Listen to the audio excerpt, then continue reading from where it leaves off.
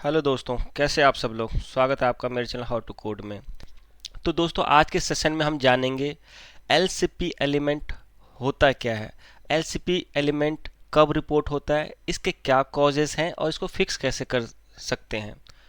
तो चलिए जानते हैं एलसीपी के बारे में। ओके, तो दोस्तों, what is LCP element? LCP stands for Largest Contentful Paint, a matrix created by Google to measure the load speed. It focuses on the point when the largest visible element on the viewport finish loading. तो दोस्तों, इसका मतलब ये है कि LCP element जो सबसे largest paint होता है आपका वेबसाइट पे, जैसे एग्जांपल के लिए मैंने यहाँ पे दे रखा है, ये जो ग्रीन आउटलाइन में जो इमेजेस है, ये आपका सबसे लार्जेस्ट कंटेंटफुल पेंट है आपके व्यू पोर्ट में। तो जब भी आप पेज किसी को लोड करते हैं और सबसे पहले जो स्क्रीन आती है उसके ऊपर जो सबसे लार्जेस्ट पेंट है वो है इमेज। ठीक है, क्योंकि आप देखोगे ये चीज़ भी छोटी है, ये चीज़ भी छोटी है और ये भी चीज़ छोटी है, यानी कि इस व्यू पोर्ट में सबसे बड़ी जो चीज़ है ये इमेज है। यहाँ पे मेंशन भी मैंने किया है कि एलसीपी एलिमेंट आपका इमेज भी हो सकता है, टेक्स्ट ब्लॉक भी हो सकता है और कोई वीडियो अगर चल रही हो जैसे कि यूट्यूब की वीडियो होती है वो भी हो सकता है। तो ओवरऑल एलसीपी बेसिकली आपका जो फर्स्ट व्यू पोर्ट में सबसे बड़ा जो कंटेंट आता है उसको हम एलसीपी एलिमेंट कहते हैं। ठीक है, क्लियर है यहाँ से? तो चलिए आगे बढ़ते हैं। तो दोस्तों, अब हम बात करते हैं कि एलसीपी एलिमेंट रिपोर्ट कब होता है। तो दोस्तों, एलसीपी एलिमेंट दो तरीके से रिपोर्ट होता है, दो प्रोसेस है बेसिकली एलसीपी एलिमेंट रिपोर्ट होने का। फर्स्ट, जब आपका पेज लोड हो रहा होता है, ठीक है, और सेकंड जब डायनेमिक अपडेट होता है। तो पहले को समझते हैं कि ड्यूरिंग पेज लोड ये एलसीपी रिपोर्ट कैसे होता है। तो पहले हम पढ़ लेते हैं। LCP is measured from the moment the page starts loading until this largest contentful element is visible to the user। इसका मतलब ये होता है कि जब भी आपका पेज लोड हो रहा होता है उसमें जो सबसे लार्जेस्ट पेंट होता है वो आपका एलसीपी एलिमेंट माना जाता है। ठीक है, दूसरा केस ये होता है कि मान लीजिए कोई डायनेमिक कंटेंट है आपके वेब पेज पे, वो भी फर्स्ट व्यू पोर्ट में, नॉट क्रॉस पेज। जो सबसे पहला व्यू पोर्ट जो है उसके ऊपर जो भी सबसे बड़ा कंटेंट है अगर वो डायनेमिक है, थोड़ी देर से आ रही है, तो आपका एलसीपी जो एलिमेंट है वो फिर से रीराइट हो जाएगा। यानी कि अगर आपका एलसीपी एलिमेंट पहले कोई टेक्स्ट आ रहा था, उसके बाद डायनेमिकली कोई इमेज आ गई, तो आपका जो फाइनल एलसीपी एलिमेंट होगा वो इमेज होगा। इसको हम एक इमेज के सहायता समझते हैं कि ये किस तरह से रिप्लेस हो जाता है आपका एलसीपी। तो आप देख सकते हो कि ये एक वेब पेज है CNN का, इसको मैंने गूगल के ऑफिशियल वेबसाइट से उठाया है जहाँ पे इन्होंने एलसीपी के बारे में बहुत अच्छे से समझा रखा है। तो दोस्तों, जैसे CNN की वेबसाइट हमने खोली तो आप देख रहे हैं जो सबसे पहले डॉटेड स्क्वायर बॉक्स में जो टेक्स्ट आ रहा है सबसे पहले वो विजिबल हुआ है। इसको हम फर्स्ट कंटेंटफुल पेंट भी कहते हैं जो कि एफसीपी होता है। ठीक है, तो आप देखोगे जो सबसे पहले कंटेंट आया है उसको भी एलसीपी एलिमेंट टैग कर दिया है। ठीक है, लेकिन क्या हुआ है इसके बाद फिर कुछ और चीज़ें हुई और सबसे लास्ट में आप देखोगे कि एक वीडियो नहीं, एक बड़ी इमेज भी यहाँ पे आ गई है। क्योंकि आप देख रहे हो स्टार्टिंग से कोई इमेज यहाँ पे लोड हो रही थी, तो यहाँ पे एलसीपी एलिमेंट यहाँ था, फिर कोई कंटेंट आया, फिर ये चेंज हो गया, उसके बाद जो फाइनल जो आपके व्यू पोर्ट में जो अपडेट होके आया जब पूरा लोड हो गया पेज, वो एक इमेज है। ठीक है, तो जैसे मैंने बताया था कि आपका जो एलसीपी एलिमेंट है वो एक इमेज भी हो सकता है, वीडियो भी हो सकता है और टेक्स्ट ब्लॉक भी हो सकता है। तो आप देखोगे यहाँ पे टेक्स्ट ब्लॉक है, ये भी एलसीपी एलिमेंट है और ये वीडियो भी है, लेकिन ये वीडियो बाद में आया है तो आपका फाइनल एलसीपी एलिमेंट जो है ये इमेज ही होगी। और इस इमेज का जो लोड टाइम होगा, जितना टाइम लगा इसको व्यू पोर्ट में आने में, वो समय जो होता है वो LCP टाइमिंग रिपोर्ट होती है, यानी कि जो हमारे मैट्रिक्स की टाइमिंग है LCP एलिमेंट की वो है 2.5। ठीक है, अगर इससे नीचे आ जाता है तो इसका मतलब आपका LCP एलिमेंट पास स्टेट में है। अगर उससे ऊपर आता है तो इट मीन्स कि वो इम्प्रूवमेंट है, और जैसे मैंने बताया था कि 4+ आता है तो ये पुअर केस में चला जाता है।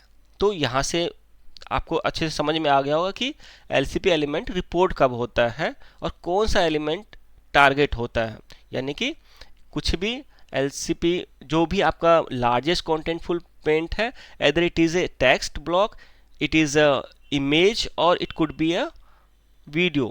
ठीक है, तो यहाँ पे सबसे लार्जेस्ट कॉन्टेंटफुल इमेज है तो ये इसका LCP एलिमेंट है। ठीक है, तो यहाँ पे आप देखिए यहाँ पे FCP है और यहाँ पे आपका ये LCP टारगेट हो गया है। तो चलिए आगे बढ़ते हैं।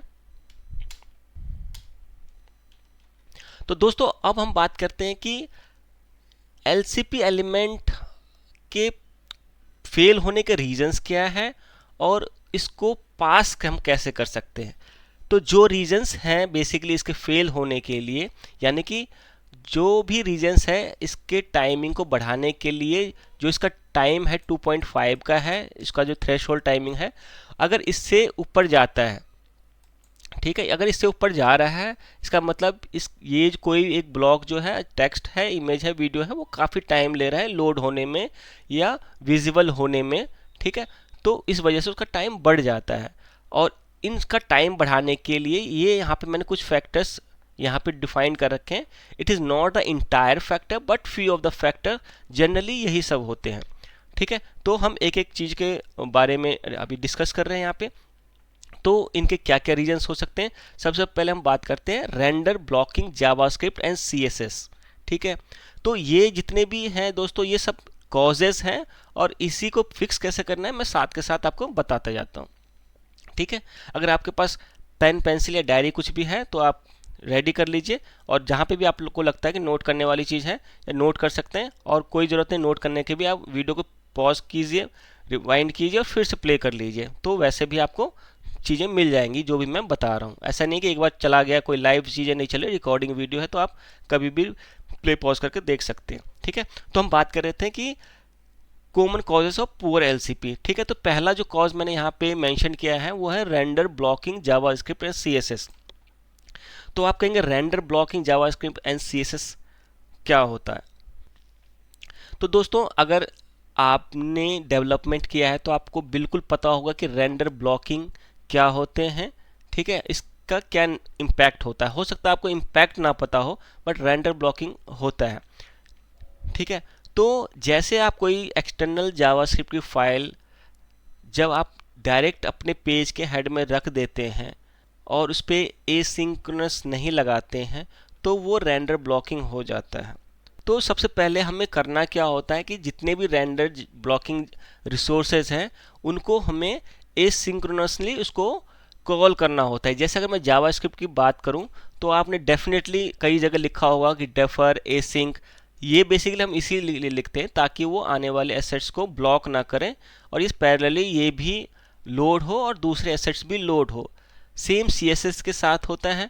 आप CSS को भी डायरेक्ट ऐसे अपने पेज में अगर लगा रहे हैं जैसे हम जनरली लगाते हैं, अगर कोर वाइटल पिक्चर में नहीं होता है तो हम जनरली ब्लॉकिंग ही CSS लगा रहे होते हैं, और उसका नेगेटिव इम्पैक्ट हमें तब पता चलता है जब हम अपने पेज को कोर वाइटल की वेबसाइट पे चेक करते हैं, यानी कि गूगल की जो ऑफिशियल वेबसाइट है पेज स्पीड इनसाइट, उस पर जब हम चेक करते हैं तो वो हमें फेल दिखाता है। उनमें फेल का रीज़न CSS की ब्लॉकिंग रिसोर्सेज हैं। ठीक है, तो इसकी ब्लॉकिंग को दूर करने के लिए हम क्या कर सकते हैं, उसमें एक प्रीलोड करके एट्रीब्यूट होता है, रिलेवेंट बेसिकली एक एट्रीब्यूट होता है रिलेवेंट, उसके अंदर हम प्रीलोड कर देते हैं जिससे आपकी CSS जो है प्रीलोड हो जाती है। ठीक है, लेकिन उसके भी टेक्निक है। अब मैं उस टेक्निक के ज़्यादा डिटेल में नहीं जाऊंगा, बस अभी के लिए हम इतना समझते हैं कि जो भी आपका रेंडर ब्लॉकिंग जावास्क्रिप्ट और CSS रिसोर्स है या कोई और रिसोर्स है उसमें आपको डेफर या एसिंक लगा के उसको कॉल करना पड़ेगा, और CSS के लिए रिलेवेंट में जाके प्रीलोड लगाना पड़ेगा, तो आपका ये रेंडर ब्लॉकिंग हट जाता है। ठीक है, हमने इसकी प्रॉब्लम और सॉल्यूशन दोनों बात कर लिए। ठीक है, अब हम बात करते हैं दूसरा मेजर कॉज ऑफ पुअर एलसीपी क्या हो सकता है। तो दोस्तों आपने देखा होगा कई बार कुछ डेवलपर्स बहुत बड़ी बड़ी इमेज डाल देते हैं, जैसे कि बहुत बड़ी इतनी बड़ी इमेज डाल दी वेबसाइट पे। ठीक है, इमेजेस बड़ी है, के भी चाहे जितना भी हो उसका भी इम्पैक्ट है, और बड़ी इमेज है तो डेफिनेटली वो आपका एलसीपी एलिमेंट बनने जा रहा है। और के भी अगर उसकी के भी यानी कि जो इमेज का साइज है, कितना वेट है उस इमेज में, मान लीजिए कि 1 MB की आपकी इमेज है। ठीक है, तो वो इमेज डाउनलोड होने में जो टाइम लेगा वो टाइम आपका नेगेटिवली आपके एलसीपी पे इम्पैक्ट करेगा। यानी कि 1 MB इमेज को अगर उसने 4 सेकंड ले लिए तो आपका जो स्कोर है वो पुअर में चला जाएगा। तो हमें क्या करना है, आपको जितनी नीड है उतनी ही इमेज का साइज उठाइए, और सबसे बड़ी बात, हमेशा ऑप्टिमाइज इमेज यूज़ कीजिए।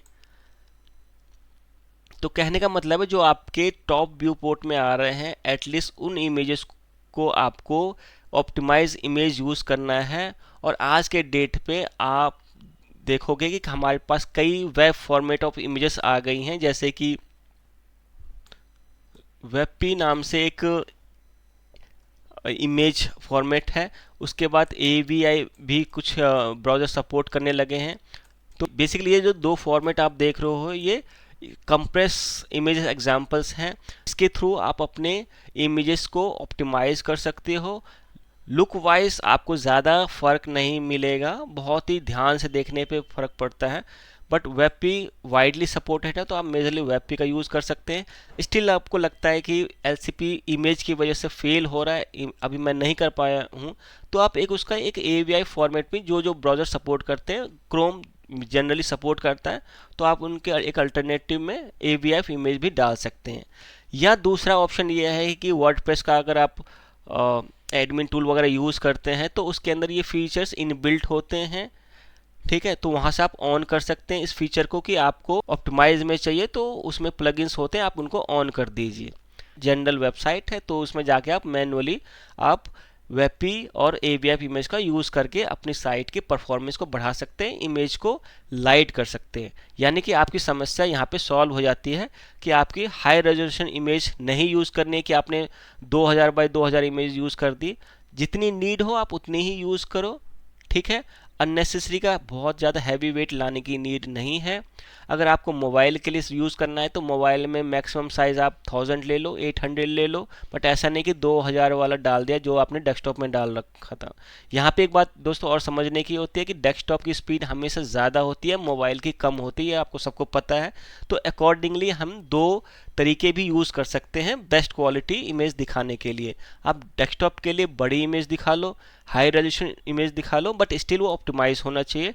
मोबाइल के लिए जो आपको यूज़ करना है मिनिमम हाइट एंड विड्थ की इमेज आप यूज़ कर सकते हैं। बेसिकली जितनी नीड है उसका 2x लगा लीजिए। अगर आप 414 रेजोल्यूशन के मोबाइल में देख रहे हैं तो आप 800 के आसपास के कोई इमेज उठा के डाल सकते हैं। ठीक है, तो इमेज में काफ़ी चीज़ें प्ले करने के लिए होती है, कई सारे ऑप्शंस होते हैं जहां से आप इन चीज़ों को सॉल्व कर सकते हो। ठीक है, तो ये हमने बात कर ली इमेजेस की। अब हम बात करते हैं एसेट्स नॉट लेजी लोडेड। तो दोस्तों आप देखते हैं हमारी वेबसाइट बड़ी वेबसाइट नहीं, हम एक फिलहाल हम पेज की बात कर रहे हैं। तो पेज में आप देखोगे जब हमारे पास लंबे पेजेस होते हैं उसके अंदर कई सारी इमेजेस यूज़ होती हैं, तो आप क्या कर सकते हो, जो फर्स्ट व्यू पोर्ट में इमेजेस आती हैं उनको आप एज इट इज़ यूज़ कर लीजिए, और जो नीचे के जो इमेजेस आते हैं उनको आप लेज़ी लोड कर दीजिए। अब लेज़ी लोड भी कई तरीके से लोड कर सकते हैं आप, ऑन स्क्रॉल यूज़ कर सकते हैं या ऑन लोड के बाद यूज़ कर सकते हैं, क्योंकि वो विजिबल व्यू पोर्ट के अंदर वो नहीं दिख रही है। तो सबसे ज़रूरी चीज़ है कि जो फर्स्ट व्यू पोर्ट में जितनी भी चीज़ें आती हैं वो बहुत ज़्यादा इम्पॉर्टेंट है, वही आपके कोर वेब वाइटल के मैट्रिक्स के लिए जिम्मेदार होते हैं। ठीक है, तो सबसे ज़्यादा काम जो आपको करना पड़ता है वो फर्स्ट व्यू पोर्ट के एसेट्स पे ही करना पड़ता है। ऑप्टिमाइजेशन का एक और रूल है, क्रिटिकल एंड नॉन क्रिटिकल को आप सेग्रीगेट कर लीजिए, यानी कि अलग अलग कर दीजिए। जो आपको फर्स्ट व्यू पोर्ट में दिख रहा है उसको पहले लोड कर लीजिए और नॉन क्रिटिकल रिसोर्स को लेजी लोड कर दीजिए, ऑन स्क्रॉल कर दीजिए, यानी कि आपका स्पीड का साइट बिल्कुल रॉकेट की तरह चलेगा, यानी कि आपकी स्पीड डबल हो जाएगी। अगर मोबाइल पे बहुत स्लो है तो डबल भी हो जाएगी। तो दोस्तों यहाँ पे कोर वेब वाइटल में मैं पेज के ऑप्टिमाइजेशन का भी टेक्निक बता रहा हूँ, क्योंकि कोर वेब वाइटल अपने आप में पेज का परफॉर्मेंस सुधारने के लिए ही इसको बनाया गया है। जैसे कि मैंने अपने पहले वीडियो में कहा गया था कि core web vital Google picture में ही इसीलिए लाई है कि जो भी डेवलपर्स हैं, जो भी कंपनियां वेब डेवलप पेजेस बना रही हैं, पब्लिकली एक्सेस कर रही हैं, वो उसका यूज़र एक्सपीरियंस अच्छा हो। ऐसा ना हो कि कोई भाई मोबाइल पे एक्सेस कर रहा है तो उसको 10 मिनट लग गए लोड होने में, पिछले ज़माने की तरह। जब हम 20 साल पहले हम बात करते तो 5 मिनट में पेज लोड होता था, ठीक है। अब ज़माना बदल गया है, लोग हर चीज़ क्विक एंड फास्ट एक्सेस करना चाहते हैं, और इसीलिए गूगल ने कोर वाइटल को पिक्चर में लाया और उसको अप्लाई किया और उसको one of the ranking factor बना दिया।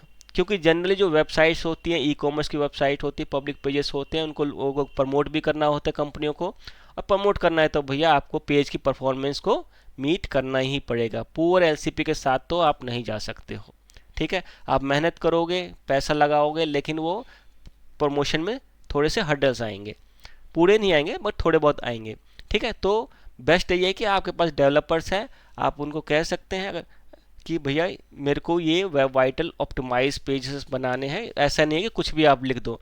तो दोस्तों कुछ भी लिख देने वाली कहानी ख़त्म हो जाती है जब से कोर वेब वाइटल पिक्चर में आया है, ठीक है। काफ़ी सारी डिस्कशन कर ली मैंने। अभी एक दो पॉइंट और रहते हैं तो हम बात कर लेते हैं। अगला point, LCP image used by CSS. तो दोस्तों इमेज जो हमने यूज़ करी यहाँ पे, जो मैंने पीछे वाले इसमें दिखाया था कि जो इमेज हमने यूज़ करी है, मैं एक बार फिर से दिखा देता हूँ आपको। ये जो इमेज है दोस्तों, इमेज टैग के यूज़ हुआ है। हो सकता है कि ये सीएसएस से आ रही हो, तो भी आपको ध्यान रखना है कि वो इमेज हैवी ना हो, लोड होने में टाइम ना लगे, ठीक है। अगर वो चीज़ें टाइम ले रही हैं तो भी आपका एलसीपी फेल हो सकता है। तो हमने ये भी समझ लिया कि भैया एलसीपी इमेज यूज बाय सीएसएस है, तो उसको भी ध्यान से देखो क्योंकि वो भी एक इम्पैक्ट कर सकती हैं। अब हम अगला पॉइंट पे आते हैं कि number of critical custom fonts. तो दोस्तों आपने देखा होगा कि वेबसाइट्स के अंदर कई सारे फॉन्ट यूज़ होते हैं। बोल्ड है, सेमी बोल्ड है, एक्स्ट्रा बोल्ड है, नॉर्मल है, तो 4-5 कम से कम फ़ॉन्ट हो जाते हैं। तो आपको क्या करना है, अगर आप पेज को ऑप्टिमाइज करने जा रहे हैं तो आप अपने यूएक्स डिज़ाइनर्स जो होते हैं उनको आप बता सकते हैं कि हम अब पेज को ऑप्टिमाइज कर रहे हैं, तो आप मिनिमम फ़ॉन्ट का यूज़ कीजिए जितना कर सकते हैं। आइडियली भी देखा जाए तो फ़ॉन्ट फैमिली मैक्सिमम 2 से ज़्यादा नहीं होने चाहिए। एक आप हेड के लिए यूज़ कर लो, दूसरा पैराग्राफ और बाकी चीज़ों के लिए कर लो। अगर कोशिश और भी ज़्यादा कर सकते हो तो सेम ही फॉन्ट फैमिली को आप टाइपोग्राफी के लिए और हेडिंग के लिए यूज़ कर सकते हो। इससे आपका परफॉर्मेंस और फास्ट हो जाएगा। तो है ना मज़ेदार ये सारी चीज़ें कि अब आप अपनी वेबसाइट को किस तरह से ऑप्टिमाइज कर सकते हैं। तो कोर वाइटल कुछ भी नहीं है, एक पेज ऑप्टिमाइजेशन करने का फैक्टर दे दिया कि भैया पेज ऑप्टिमाइज है तो कोर वाइटल अपने आप पास हो जाएगा। अगर नहीं पास हो रहा है तो आप ये सारे पॉइंट्स एक एक करके चेक कीजिए, आपको रीज़न मिल जाएगा, आपको दिक्कत मिल जाएगी कि कहाँ पे मैंने कौन सा पॉइंट छोड़ा है। हो सकता है थोड़ा स्कोप यहाँ हो, थोड़ा स्कोप यहाँ हो, थोड़ा यहाँ हो, कहीं पे भी थोड़ा सा स्कोप है, थोड़ा थोड़ा स्कोप को आप रिजॉल्व कीजिए, अपने आप कोर वाइटल पास हो जाएगा। बेसिकली कोर वाइटल में 3 फैक्टर है, ये फैक्टर इस बेस पे पास हो जाएगा, ठीक है। इसको और ज़्यादा अगर आपको समझना है तो ये मैंने ऑफिशियली वेबसाइट यहाँ पे डाल रखी है। इसमें और ज़्यादा थ्योरेटिकली आपको समझना है तो आप यहाँ जा सकते हैं और इसको और डिटेल में पढ़ सकते हैं, बट मोटा मोटी यही चीज़ें वहाँ पे लिखी हुई हैं। तो आज की वीडियो में दोस्तों इतना ही रहने देते हैं। Thanks for watching. आपको अगर मेरी वीडियो अच्छी लगी हो तो डेफिनेटली लाइक, कमेंट और शेयर ज़रूर कीजिए, और सब्सक्राइब करेंगे तो बहुत अच्छी बात है। अगली वीडियो की जानकारी आपको बहुत जल्दी मिल जाएगी, क्योंकि मैं बैक टू बैक वीडियो बना रहा हूँ। इसमें लगभग 6 सीरीज़ हैं कोर वाइटल की, तो मैं वो सब बना रहा हूँ, और आप चाहते हैं कि आपको नोटिफिकेशन आए तो प्लीज़ इस पर सब्सक्राइब ज़रूर कर दीजिए। तब तक के लिए धन्यवाद। आपका दिन शुभ हो।